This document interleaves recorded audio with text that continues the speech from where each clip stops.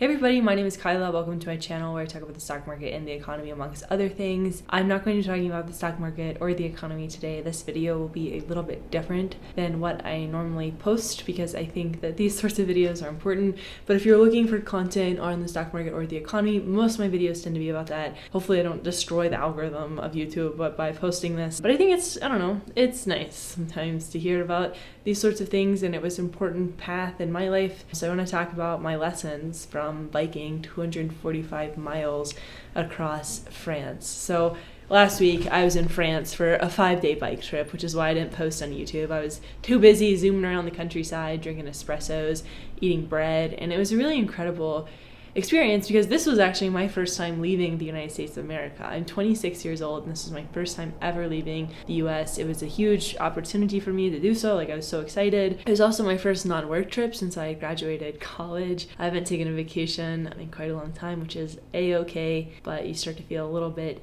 burnt out. You just lose creativity if you don't take a break after a while, which is where I kind of ended up. And then it was built around one of my favorite things, which is biking.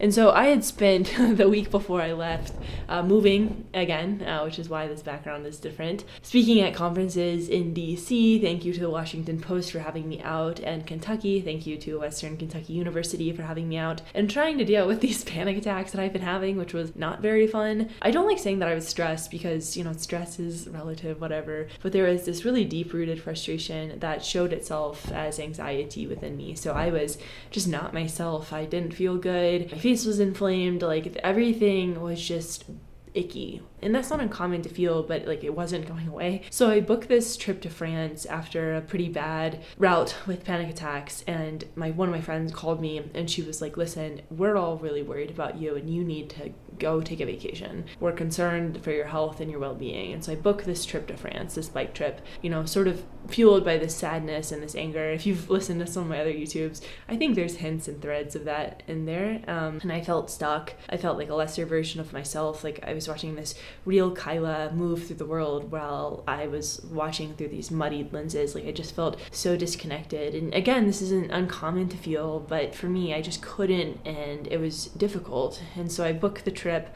I land in France and my luggage arrives. Thank God, it made the entire trip with me. I roll out of the airport, book a bus to Marseille, wander into the wrong hotel. My hotel had been the hotel by the airport, not the one by the train station, but we got it all sorted out. Go to sleep and then catch the train to Avignon. We were picked up in a van to go on the biking trip, and there were 7 other people, including myself, going on this biking trip. So I was picked up first, and then we went to go get everybody else, and they were all 45 to 60 years old, and of course I'm over here 26. So at first I was kind of nervous because mostly it was what do I talk about with them? I want to make sure that I sound intellectual and cool and that they like me. But over the next few days, it ended up being this really incredible crash course on being a human, because these were people that have lived so much longer than I had and had so much more lessons and experience than I had. And we biked 245 miles together across the countryside of France in 5 days. And within those 5 days, I got to witness so many different things, love and togetherness and really deep wisdom. And I'm very thankful to everybody on that trip for teaching me this. And so the first thing I really noticed, what is there to know about love? And so when some people talk about their kids, it's really, they begin to shine. And I recognize that this is not the way for everybody. Some people have issues with parents, some people have issues with kids. I know that this is not equal playing ground, but when you see these people who talk about their kids, a light from within them, brightens across the shadows of their face. And I think that's what love looks like this bright light that just streams across every crevice. You just can see it radiating from them, this love of their child that they're talking about. And to bear witness to that was such a gift, because you really saw the depths of the connection. You really saw what it meant to share in that humanity, to share in having a child. And they show you pictures and they tell you stories, but it's really when they're talking about certain things, they'll be like, oh, E would love this, or I wonder what B thinks about this. And it's just in passing, but you can just tell that that child is always top of mind for them. They're always wondering, they're seeing the world through that child's eyes, right? And it was it was really beautiful to witness that. And then a lot of them were married on the trip as well. And marriages are partnerships. I'm so far away from that in my own realm, but it's bringing a sweater on a chilly night because that they'll forget it. but it's also actively choosing somebody. It's a choice. It's choosing to do all things with love, and not like the gushy, hand-holdy kind of love, like the love where it's tough and rough and you're just there sticking it out to a certain extent. Sticking it out together. It's not just you're sticking it out because you don't want to. You're actively making the choice to do that. And it's also realizing that we're all deeply, hopelessly, slightly annoying and a little bit intolerable, but lovable nonetheless. There was this quote from Owen Cyclops, who is on Twitter, and he said, "To see is inseparable from the experience of to know. This means that your perception of something and what is beautiful about it cannot be extracted from the way that you are meshed with it, and it cannot be reduced to the sum of its physical parts by an outside observer." And in a media-driven world, we often think that how we look is the most important. I fall victim to this all the time. You're like, how do I look? And that's that's my value. That's my dollar sign to the world, is like my appearance, how I'm being perceived. And that idea is that what we see is what really is, but knowing is more than seeing. Like knowing about somebody, knowing the depths of a person, it's a function of viewership, sure, but it's also time spent, words said, and words heard too. One line that the couples often repeated to me was that if you're not arguing, you don't care. Like if you're not actively telling your partner or telling somebody like, hey, listen, I don't agree with the way that you're doing this, I think you should do it a little bit differently. If there isn't that dialogue about what to improve, things will never actually improve. It's waiting among the imperfections, the small bumps, the arguments that are frothy and angry and loud, because love is an art. There's this idea that love is really a reflection of art. Love is an art form within itself because of all the energy that it requires and all the beauty that it ends up creating. It's weaving acceptance and faith, it's kindness despite adversity. And that was really my big two takeaways from watching them interact with each other. And I sound like a zookeeper, but observing people is one of the coolest things that I think we're able to do, is just watching how other people interact with each other and interact with the world, and just watching the marriages, and then watching how they talked about their children, and then just watching how they showed up in the world around them. And then the other big thing that I took away is, what is there to know about life?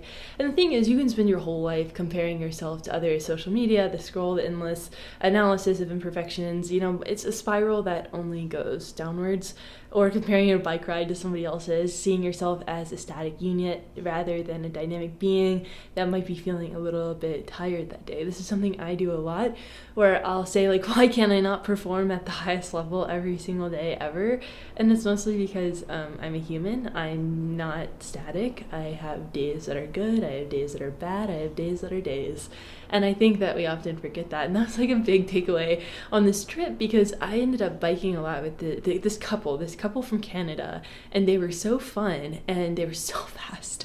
And so like some days I was having trouble keeping up, because we were biking a lot, 245 miles in 5 days. We would bike, eat, sleep essentially. And some days I'd have trouble keeping up, and I'd be like, oh man, blah, blah, blah. I'm the worst. And then you have to go within yourself and be like, I'm not the worst. I'm just having a day. Like I need to reevaluate my sleep or my food, or maybe just realize that some days we are a little bit tired versus other days. And then another thing that was really interesting was speaking from the diaphragm. So I don't know how to project my voice. Like when I'm in a group of people, I tend to shut down a little bit, because I operate at this volume that you're hearing me speak at pretty much all the time. And I was talking to somebody about that, and they're like, you have to speak from your diaphragm. Like you have to use your body to communicate. And number one, you have to believe in your body. You have to believe in the things that you're saying. That's the only way that your words carry, is when you give them strength.